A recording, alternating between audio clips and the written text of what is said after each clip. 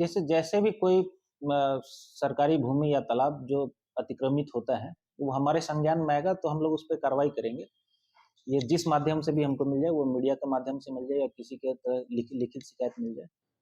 या आम जन को अगर कहीं शिकायत करना है तो लोक शिकायत निवारण कार्यालय भी एक उचित प्लेटफ़ॉर्म है, आप वहाँ से भी शिकायत कर सकते हैं। देखें जो कि तालाब जो नीम पोखर वाला मामला था काफ़ी हाईलाइटेड रहा,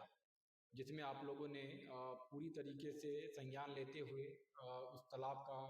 डीएम साहब का जो आदेश था जिसको लेकर आप लोगों ने वहाँ काम किया। आगे अगर बात करें जिला में तो जो भू माफिया को लेकर जो तालाब में ही हम लोग देखते हैं कई सारे तालाब जो है जो अतिक्रमण है, कई सारे जलाशय को भरा जा रहा है, वहाँ पे भू माफिया उस पे जो है जैसे जैसे भी कोई सरकारी भूमि या तालाब जो अतिक्रमित होता है, वो हमारे संज्ञान में आएगा तो हम लोग उस पे कार्रवाई करेंगे। कि राम पुनीत चौधरी वर्सेस बिहार स्टेट, जो पूरे बिहार को लेकर जो है तालाबों को लेकर मामला चला था, जिसको लेकर 2022 में जितने भी अंचल अधिकारी है उन्होंने वहाँ पे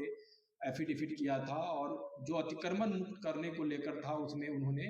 आंकड़े दिए थे, जिसमें अगर सदर की ही बात करें क्योंकि सदर को लेकर ये मामला तालाब चोरी का लगातार चला, तो लगभग 118 तालाब को लेकर जो है जो उसमें दर्ज है जिसको लेकर, और उन्होंने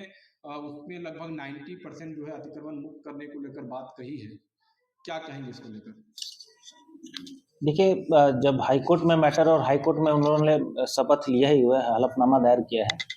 तो मैं मान के चलता हूँ कि उन्होंने सही किया होगा। और आप 2022 का बात बता रहे हैं तो उस समय जो यथास्थिति रहेगी उसके हिसाब से उन्होंने अपना शपथ दायर किया होगा। जहाँ तक बात रही अतिक्रमण मुक्त करने की, तो ये सतत प्रक्रिया है। जो एक चीज़ अतिक्रमित हो गया या अतिक्रमण मुक्त हो गया, वो अतिक्रमित दोबारा भी हो सकता है। तो जैसे ही ये चीज़ हमारे संज्ञान में आता है कि वो आदमी पुनः अतिक्रमण करना चाहता है, तो हम लोग उस पे सुसंगत धाराओं में उस पे कार्रवाई भी कर सकते हैं। लेकिन ये हमारे संज्ञान में जैसे ही आता है, हम लोग उस पे कार्रवाई करेंगे। दरभंगा में कई मामले जो है भू माफिया को लेकर देखा जाता है, और जमीन को लेकर हम लोग देखते हैं जो कि अंचल अधिकारी के स्तर पे जो है पूरी तरीके से स्थिरता रहता है, कई मामले आपराधिक मामले भी हो जाते हैं इसको लेकर। क्या कहेंगे इसको लेकर? नहीं, त्वरित कार्रवाई ज़रूरी है अतिक्रमण के मामले में, और मैंने इसलिए आपको बताया भी था कि लोक शिकायत निवारण जो ये प्रणाली है, उसके तहत ये बड़े अच्छे ढंग से इसका मॉनिटरिंग होते रहता है। आप अंचल के अलावा लोक शिकायत में भी दे सकते हैं, हमारे यहाँ भी दे सकते हैं, या एसडीएम कार्यालय में, या इनके जो हमारे से जो वरीय पदाधिकारी हैं उनके यहाँ भी दे सकते हैं, ताकि अतिक्रमण वाद संधारण करके उसका कार्रवाई किया जा सके। तो आपके माध्यम से आम जनों से भी अपील है कि ये इसका हम लोग को कहीं से भी एक लिखित के रूप में अगर सूचना दे दे किस खाता खेसरा के साथ, तो वो हमारे लिए ज़्यादा बढ़िया रहेगा। तो उस हिसाब से हम लोग फिर आगे कार्रवाई करेंगे। आम लोगों से क्या अपील करेंगे जो तालाबों को लेकर हम लोग ग्रामीण स्तर पे देखते हैं कि लोग भर देते हैं उसको या उसको अतिक्रमण कर देते हैं, आप क्या अपील करेंगे अपने स्तर से जो कि इस तरह के मामले को लेकर किस तरह से वो आपके संज्ञान में लाए? क्योंकि हम लोग लगातार ये चीज़ देखते हैं जो कि स्थानीय स्तर पे जो अंचल है या स्थानीय स्तर पे जो आपके कर्मचारी रेवेन्यू कर्मचारी हैं, उनकी पूरी तरीके से इनडायरेक्ट रूप से अगर कहा जाए तो संलिप्तता जो है भू माफियों के साथ रहता है। क्या कहेंगे? नहीं, देखिए, आपके सवाल में दो चीज़ था कि आम जनों से क्या अपील रहेगी, तो आम जनों से यही अपील रहेगी कि जो तालाब है वो उनके उनके भी काम के लिए है। तालाब सार्वजनिक स्थल है, वहाँ पे सभी लोग आते जाते हैं, तो उनको अतिक्रमण ना करें या उनमें कचरा ना फेंके। जहाँ तक बात रही कि अतिक्रमण हो रहा है और उन पे कार्रवाई नहीं हो रहा, तो आप अ, मैंने जैसे आपको पहले भी बताया कि अंचल कार्यालय या उसके ऊपर मेरे कार्यालय लोक शिकायत में, या